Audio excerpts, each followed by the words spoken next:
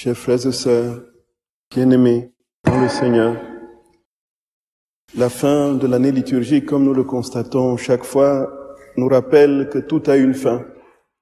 L'année a une fin et notre vie aura une fin. Et nous aurons des comptes à rendre à Dieu. Et le Seigneur nous a très clairement fait comprendre que les comptes que nous avons à lui rendre, c'est en rapport à l'amour qu'il nous a donné, qu'il nous a manifesté. Tout est une question d'espousailles, comme nous l'entendions dans la parabole des vierges sages et folles. Ce sont des épousailles. Et le Seigneur nous dit, voici, je t'ai tout donné pour que tu parviennes à la plénitude de mon amour et que tu réalises ce pourquoi tu as été créé, que tu deviennes un autre moi. Et je t'ai tout donné, j'ai mis tout à ta disposition. Tu ne peux pas dire que tu n'as rien reçu. Voici, frères et sœurs bien-aimés, les serviteurs qui sont pris dans ces paraboles, ils ont chacun pour sa part, chacun pour leur part, un nombre déterminé de talents qui leur a été fait. Au premier, 5 talents ont été donnés, au deuxième 2 et au troisième 1 seul. Et on peut dire effectivement qu'un seul talent c'est rien du tout. Mais dans le contexte de la vie de Jésus, de son époque, le talent c'était l'équivalent de 6000 deniers. 6000 deniers. Et un denier, c'était le salaire d'un jour de travail. Donc nous voyons bien que c'est énorme, c'est énorme. Donc quand on a un talent, ça veut dire qu'on a 6000 jours garantis où on n'a aucun problème matériel.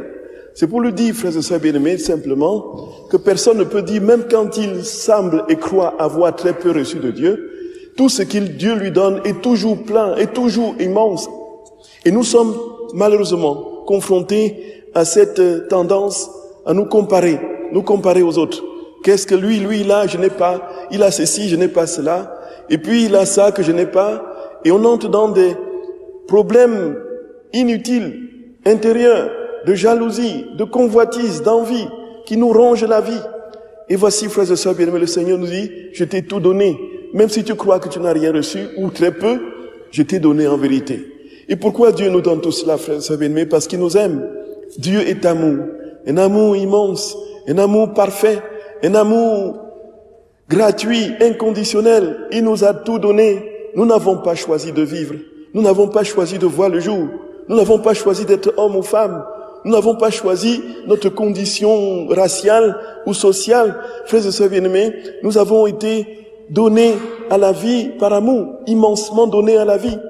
Et si nous avons 2 talents, n'envions pas celui qui a 5, parce que c'est lui, nous ne pouvions pas avoir 5, parce que nous n'étions pas en capacité de tout recevoir. Et voici le Seigneur sait tout déterminer par avance pour le bien de ceux qu'il aime et travaille à ce que nous soyons en tout parfaitement en adéquation avec son amour. De sorte que même celui qui n'a qu'un seul est tout aussi rempli et comblé que celui qui a 5. Voici que le Seigneur, frères et sœurs bien-aimés, va nous mettre devant la vérité de l'attitude, devant les talents qu'il nous donne. Les talents qu'il nous donne, nous voyons à la fin, on doit lui rendre compte. En fait, ce qui nous est donné, ce n'est pas pour nous. Ce qui nous est donné, ce n'est pas pour nous. Dieu nous a tout donné pour que nous lui retournions. Et nous pouvons nous poser la question, pourquoi veut-il que nous lui redonnions ce qu'il nous a donné? Tout simplement, frères et sœurs bien-aimés, parce que c'est la seule condition pour que ce qu'il nous a donné porte des fruits, soit fructifié, et donne davantage d'autres possibilités de rendre heureux les autres. Plus nous avons reçu de lui, et plus facilement, frères et sœurs bien-aimés, nous savons donner. Et si nous sommes dans la logique de nous dire, voici, je garde tout pour moi, et je n'ai plus rien à rendre comme compte à celui qui m'a donné, voici, qu'est-ce que va devenir les talents? Ils vont tout simplement dépérir, être sujets, objets d'égoïsme et de lutte, de guerre et de violence. C'est notre monde aujourd'hui. Parce que l'homme s'est coupé de Dieu. On ne peut pas se couper de Dieu et être heureux. On ne peut pas se couper de la source de la vie et être heureux. Ce n'est pas possible, frères et sœurs bien-aimés. Le Seigneur nous dit, tu dois rendre compte. Et en rendant compte, je vais te donner davantage. Tu viens me donner ce que je t'ai donné. Tu me donnes ce que je te donne. Et alors, je te donnerai davantage. Et toujours plus tu me donneras, plus je te donnerai. Voilà comment le Seigneur nous dit, pour que tu sois heureux, entre en moi, fais tes tournées, sois dans cette continuelle ronde d'amour avec moi. Dis-moi que tu m'aimes, donne-moi ce que tu as, et je te redonnerai toujours. Voilà, frères et sœurs bien-aimés.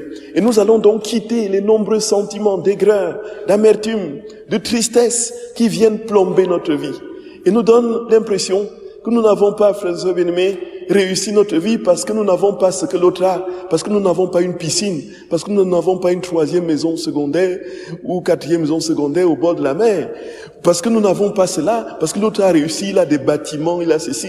À quoi ça sert tout cela? Tout cela va rentrer dans la poubelle du néant quand nous ne serons pas là. Qu'est-ce que nous aurons transporté? Avons-nous vu des bâtiments et des gratte-ciel dans des cercueils, frères et sœurs bien-aimés? Nous entrons dans le cercueil avec ce que nous sommes, avec notre petite peau, nos petits membres là. Plus rien d'autre. Même si on met des lingots d'or, on va les déterrer des années après, on va les retrouver. Ce sera dans la poussière et la terre. Le Seigneur dit, donne-moi tout, pour que ce que je te donne, tu le fructifies. C'est Sainte Thérèse de Calcutta qui disait, tout ce qui n'est pas donné est perdu. Tout ce qui n'est pas donné est perdu. Et voilà, frères et sœurs bien-aimés, les 2 premiers ont fructifié leur talent. Et le dernier, lui, qu'est-ce qu'il a dit? Jésus, il faut dire que le maître ne juge pas celui-là, parce qu'il était paresseux. Il ne le juge pas parce qu'il a eu la flegme. Il a jugé le maître. Il s'est opposé au maître. En fait, il s'est coupé du maître. Il a dit, toi, tu n'es qu'un voleur parce que tu viens récolter où tu n'as pas sémé. Tu viens vendanger où tu n'as pas planté de vigne, ainsi de suite. Et je vais garder le talent pour moi, et puis, tiens, de toutes les façons, voici, frères et sœurs bien-aimés, l'attitude de l'homme, de l'insensé, du fou, qui déclare qu'il n'y a pas de Dieu. Et tout ce que Dieu lui donne, il croit que c'est sa propriété, et non seulement cela, il s'oppose à Dieu. Il retourne ce que Dieu lui a donné contre Dieu lui-même. Et on arrive à quoi? Aux catastrophes qui sont les nôtres aujourd'hui. Frères et sœurs bien-aimés, le Seigneur nous dit, tout ce que tu as reçu, c'est de moi. Tout ce que tu as reçu, c'est de moi. Donne-les-moi pour que je te les donne davantage. Et la conscience claire, profonde, que tout ce que je te donne, c'est par amour. Et que si je te demande de me le donner, ce n'est pas parce que je veux te priver des biens. Fais tout retourner à moi. Prions pour notre monde, frères et sœurs bien-aimés. Prions pour ce monde. Prions pour nous-mêmes. Et demandons au Seigneur la grâce de savoir lui confier toute notre vie, de savoir tout lui donner. Et de chercher en toutes choses son royaume. Et nous voulons rendre grâce au Seigneur, frères et sœurs d'amour, au cœur de ce week-end de la Sainte-Cécile, pour cette chorale devant nous.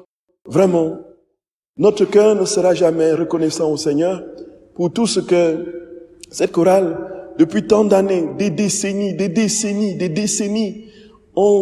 a fait pour que nous soyons dans la prière, dans le chant liturgique, par le chant liturgique pendant nos célébrations.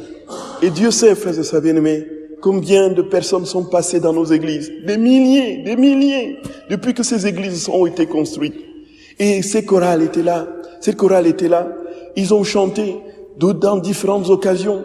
Sainte-Cécile était leur voix. Vraiment, je voulais dire mon action de grâce et mon merci au Seigneur devant tous. Et devant vous, chers choristes, encore une fois, je le dis hier, merci sans fin. Que Jésus vous donne toujours plus cette voix cristalline, que vous le chantiez toujours plus, et que devant lui, ce soit des chants de louange sans fin. Que ces chants ne s'arrêtent jamais, et que les chants, en transportant votre cœur, transportent les cœurs de ceux qui vous écoutent, et surtout vous donnent l'amour toujours plus grand pour le Seigneur et pour les autres, et l'amour toujours plus grand les uns pour les autres entre vous. Et que Jésus soit en tout le premier, le dernier dans tout ce que vous faites. Chers choristes, merci. Vous avez donné, et tellement pendant tant d'années. Merci sans fin. Que Jésus vous bénisse infiniment. Et que notre Sainte Cécile vous accompagne dans tout ce que vous faites. Et que de nombreux autres projets naissent et voient le jour. Et non seulement dans cette paroisse, mais dans le doyenné et encore, pourquoi pas, plus loin. Que Dieu vous bénisse infiniment, chers choristes. Soyez bénis, abondamment bénis. Que les saints anges vous portent et chantent avec vous tout le temps et toujours. Et que nous soyons ravis au ciel avec vous pour l'éternité. Merci sans fin, merci sans fin, merci sans fin. Amen.